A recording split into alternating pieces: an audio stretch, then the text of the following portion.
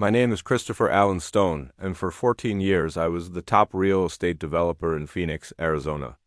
Not just another guy in a suit flipping houses, but the architect of entire communities.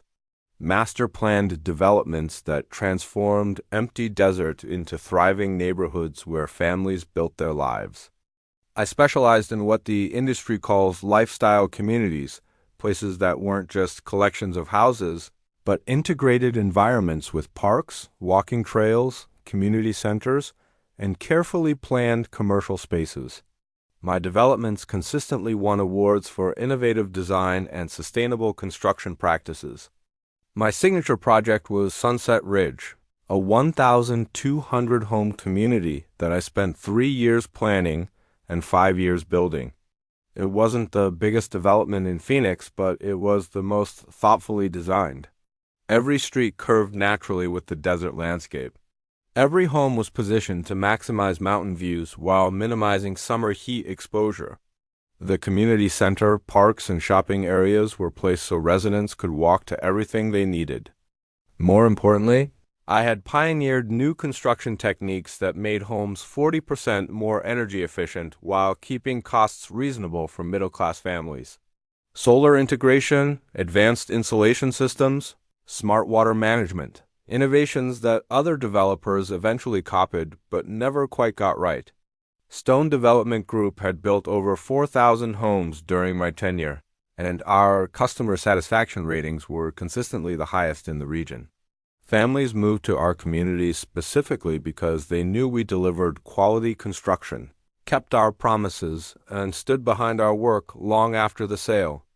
But real estate development isn't just about building houses.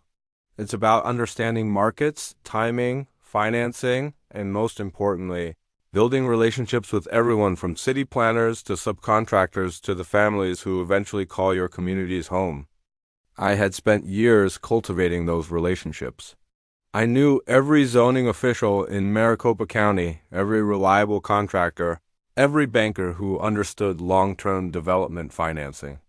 When the 2008 housing crisis hit, Stone Development survived because people trusted me to weather the storm and deliver on my commitments. By 2020, we had not only recovered but were stronger than ever. Our development pipeline was full, our reputation was gold standard, and our profit margins were healthy because we had learned to build efficiently without cutting corners.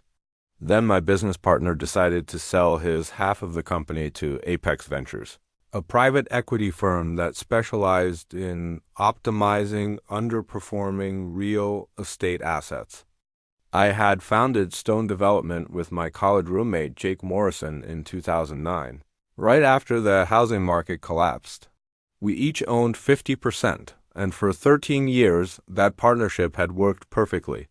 Jake handled the financial side while I managed design, construction, and community relations.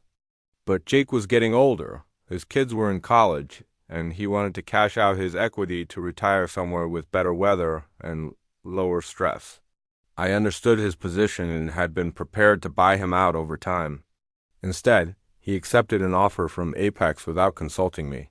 Legally, he had the right to do it under our partnership agreement, but ethically, it felt like a betrayal. One day I was running my own company.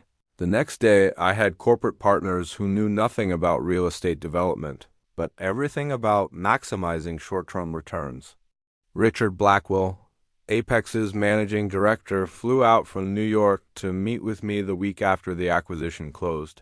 He was everything I expected: expensive suit, MBA vocabulary, and a certainty that any business could be optimized using the same basic principles. Chris, we're excited about the growth potential here. Apex specializes in scaling successful operations, and Stone Development has exactly the kind of market position we look for. I listened as he outlined their vision: faster construction timelines, higher density developments, streamlined design processes, and expanded geographic footprint. Everything focused on increasing revenue per square foot and reducing what he called unnecessary overhead. We think you've been leaving money on the table by over-engineering these communities. The market doesn't really reward the kind of premium features you've been including. I tried to explain that those premium features were exactly why families chose our communities over cheaper alternatives. But Richard had already decided that my approach was inefficient. We're bringing in Amanda Foster as co-managing director. She's got extensive experience optimizing construction operations and accelerating development timelines. You'll love working with her. Amanda arrived 2 weeks later with a team of consultants and immediately began efficiency audits of our ongoing projects. She was 34, had an MBA from Kellogg, and came from a background in commercial construction where speed and cost control were the only metrics that mattered. Her first recommendation was eliminating what she called design redundancies, the custom architectural details, energy efficiency upgrades, and community amenities that distinguished our developments from cookie-cutter subdivisions. Chris, I understand you take pride in these features, but our analysis shows they add 18% to construction costs, while only increasing sale prices by 12%. That's not sustainable math. Those features aren't just about sale price, I explained. They're about long-term value, customer satisfaction, and community reputation. Families pay premium for our homes because they know they're getting quality. Quality is subjective. Profit margins are objective. That conversation set the tone for everything that followed. Over the next 6 months, Amanda systematically dismantled everything that had made stone development successful. Our custom home designs were replaced with standardized floor plans that could be built faster and cheaper. Our energy efficiency standards were reduced to minimum code requirements. Community amenities were eliminated or scaled back to save costs. Most importantly, she changed our construction timeline from careful, phased development to rapid-fire building designed to get homes to market as quickly as possible. Quality control became secondary to speed. I fought every change, explaining how each decision would damage our reputation and ultimately hurt sales. But I was outnumbered. Richard and Amanda had the backing of Apex's investment committee, while I was just the founding partner who couldn't adapt to modern business practices. The breaking point came when Amanda proposed eliminating our in-house construction management team in favor of lowest bid subcontractors. These were guys I had worked with for over a decade, craftsmen who understood our standards and took pride in their work. Chris, we can reduce construction costs by 22% using competitive bidding instead of your preferred contractor relationships. The savings will flow directly to the bottom line. Those contractors deliver consistent quality because they know our standards. Lowest bid doesn't mean best value. Best value is whatever generates the highest profit margins. When I continued to resist, Richard called me into his temporary Phoenix office for what he called a strategic alignment conversation. Chris, we appreciate everything you've built here, but Apex has a fiduciary responsibility to maximize returns on our investment. We need partners who are excited about scaling efficiently, not protecting legacy practices. The message was clear: adapt or leave. I tried to adapt. For 3 more months, I implemented Amanda's changes and watched our first Apex-optimized community take shape. Cheaply built homes on postage stamp lots with no character and no community amenities. Everything designed to maximize units per acre and minimize construction costs. The early buyers were price-conscious families who didn't yet understand what they were getting. But the reviews started coming in as people moved into their new homes. Thin walls, poor insulation, shoddy finishes, and none of the thoughtful design details that had made stone development communities special. Our online ratings dropped from 4.8 stars to 3.2 stars in 6 months. Families who had bought based on our reputation were discovering they had actually purchased mass-produced houses that happened to carry the stone development name. The final confrontation came during a board meeting where Amanda presented Apex's expansion plans. They wanted to replicate the optimized stone development model in Las Vegas, Tucson, and Albuquerque, building thousands of units annually using their streamlined processes. Chris, we're offering you the opportunity to be development director for our Southwest region. It's a significant promotion with equity upside as we scale the operation. I looked around the conference room at faces I barely recognized: Apex executives, McKinsey consultants, financial analysts. None of them had ever built a home, designed a community, or dealt with a family who discovered structural problems 6 months after moving in. I appreciate the offer, but I don't think we're aligned on what real estate development should accomplish. What do you mean? You see this as a financial optimization problem. I see it as creating places where people want to live. Richard leaned forward. Chris, both perspectives have value, but at the end of the day, we have investors who expect returns. And I have families who expect the homes they buy to be well built and thoughtfully designed. The room went quiet. I think, Amanda said carefully, that you're having difficulty adapting to our collaborative framework and data-driven methodologies. That's when I knew it was over. I submitted my resignation the following Monday, forfeiting my equity stake rather than watching my name attached to developments that betrayed everything I had worked to build. But here's what Richard and Amanda didn't know. During my 14 years in Phoenix real estate, I had built relationships that extended far beyond stone development. Architects, contractors, city planners, real estate agents, and most importantly, families who had lived in my communities and understood the difference between quality development and cheap construction. I also knew things about the Phoenix market that couldn't be learned from spreadsheets and consultant reports. Where the city was planning infrastructure improvements, which neighborhoods were positioned for long-term growth, which parcels of land offered the best development opportunities. Most importantly, I had been quietly working on something that Apex knew nothing about.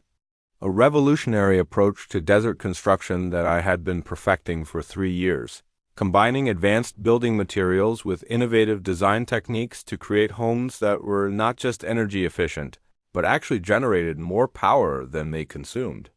2 weeks after leaving Stone Development, I received a call from Maria Santos, president of Desert Vista Credit Union, one of the largest local lenders in Arizona. We had worked together for years financing stone development projects, and she understood my reputation in the market. Chris, I heard about the changes at Stone. Are you interested in starting fresh? I was.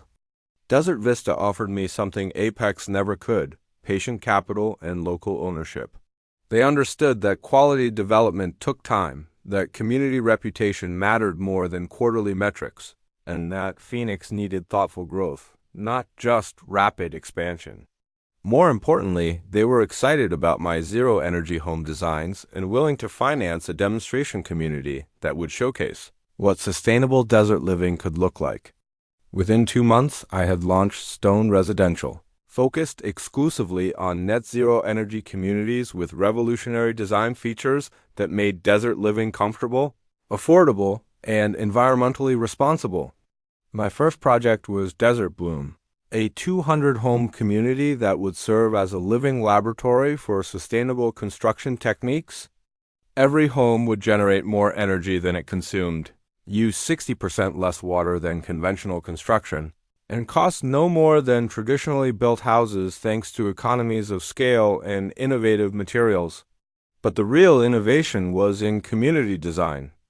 Instead of maximizing units per acre, I designed Desert Bloom around shared community resources, common areas with solar canopies, community gardens, walking trails that provided natural cooling, and neighborhood workshops where residents could learn home maintenance and sustainable living practices. The response was overwhelming. Before construction even began, Desert Bloom had a waiting list of over 500 families.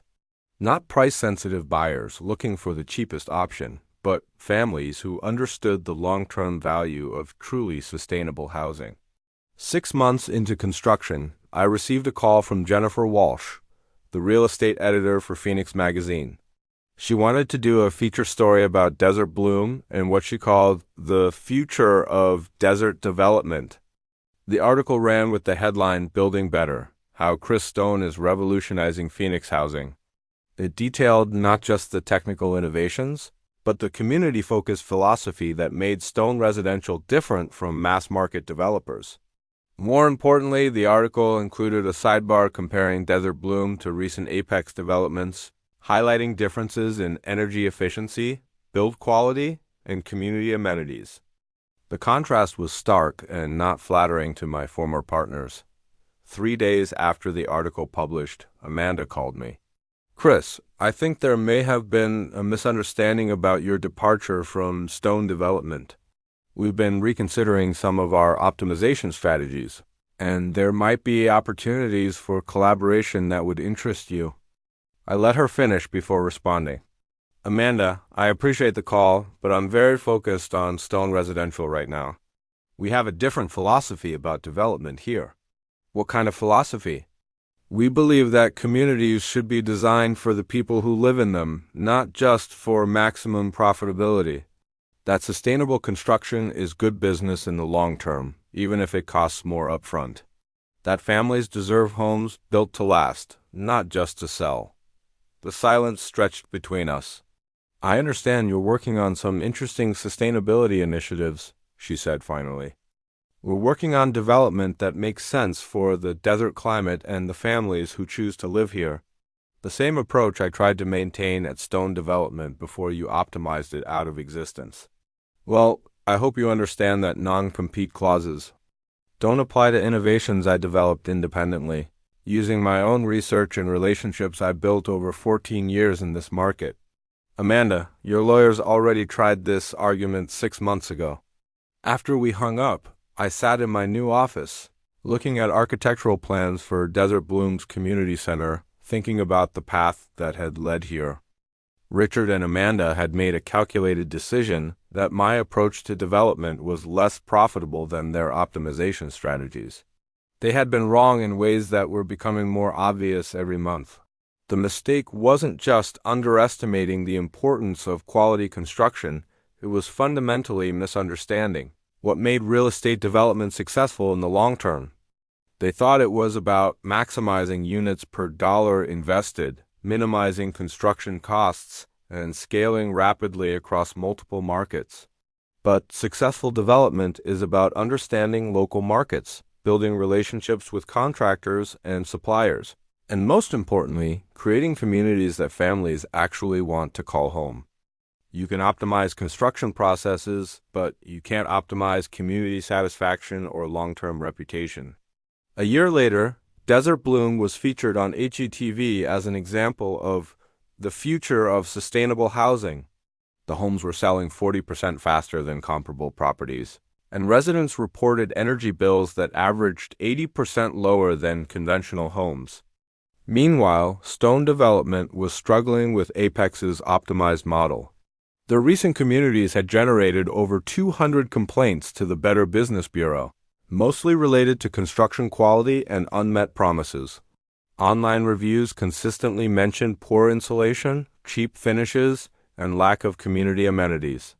Richard had been reassigned to strategic planning, which in private equity speak meant they had lost confidence in his operational judgment. Amanda was still managing director, but I heard through industry contacts that Apex was quietly considering selling their stone development stake after failing to achieve their projected returns. I didn't take any satisfaction in their struggles. Well, maybe a little, but mostly I felt grateful for the opportunity to build communities the way they should be built, designed for families, respectful of the environment, and focused on long-term value rather than short-term profits. At Stone Residential, I had created something better than what I'd lost. A development company based on sustainable practices rather than financial optimization, quality rather than quantity. My buyers knew that when they purchased a home from us, they were getting innovative design, superior construction, and a community plan for their long-term happiness. Real estate development is supposed to be about creating places where people build their lives, raise their families, and contribute to their communities. Richard and Amanda had turned it into a profit maximization challenge, and they'd learned the hard way that some things can't be optimized without destroying their essential value. The last I heard, Apex was struggling to sell Stone Development after 3 consecutive quarters of declining sales and rising customer complaints. Turns out that 14 years of reputation and community relationships can't be replaced by efficiency, consultants, and competitive bidding processes. Sometimes late at night when I'm reviewing plans for our next community, I think about that conversation with Richard. about his certainty that any business could be scaled using basic optimization principles, that my approach was inefficient, that success required embracing data-driven methodologies. He was right about data-driven development, but he confused financial projections with market data, cost analysis with value creation. Real development success is driven by the data that matters: customer satisfaction, long-term home values, community livability. The real estate industry will always need people who understand that behind every sale, every community, every family decision to buy a home, there are real lives being affected by the choices developers make. That quality matters. That sustainability is good business. That some things are worth doing, right, even if they cost more upfront. Richard learned that lesson through declining returns and investor complaints. I learned it too, but my education came with the satisfaction of creating communities that actually improve people's lives. These days, I still work long hours, still push for innovation, still face the challenge of balancing quality with affordability. The difference is that now I work for families who understand what thoughtful development means, investors who value long-term community success over quarterly profits. And when young developers ask me for advice about building a successful practice, I tell them what my mentor told me 20 years ago: build for the people who will live there. Respect the land you're developing, and never let anyone convince you that quality is just an unnecessary cost. It served me well, and it will serve them well too. The market has a way of rewarding good development, even when the people financing it don't understand what they're looking at until the homes are sold.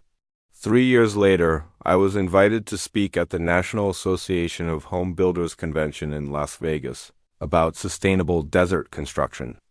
The auditorium was packed with developers, architects, and construction professionals from across the Southwest. During the presentation, I showcased Desert Bloom's energy performance data, community satisfaction ratings, and long-term property value trends. The numbers spoke for themselves. Sustainable development wasn't just good for the environment, it was good for business. After the presentation, a familiar face approached me in the hallway. It was Richard, looking tired and somehow smaller than I remembered. "Chris, that was an impressive presentation. Really innovative work. Thank you." He hesitated, then added, "I wanted you to know that we've learned a lot since you left Stone Development about the importance of quality construction and community planning." I nodded but said nothing. "The thing is," he continued, "Apex has been restructuring our approach to real estate investment. We're looking for partners who understand local markets and sustainable development practices." "That's good to hear, Richard. I know it's probably too late, but I wanted you to know that we realize now what development really requires, what it takes to build communities that actually work for families." As he walked away, I felt something unexpected, not vindication, but sadness for the time that had been wasted, the communities that had been built poorly, the families who had been disappointed because people like Richard had prioritized financial optimization over human needs. That evening, I received a text from Maria at Desert Vista Credit Union. They wanted to discuss financing for my next project, a 500-home master plan, community that would demonstrate how large-scale sustainable development could transform entire neighborhoods. Some stories, I realized, are worth building on,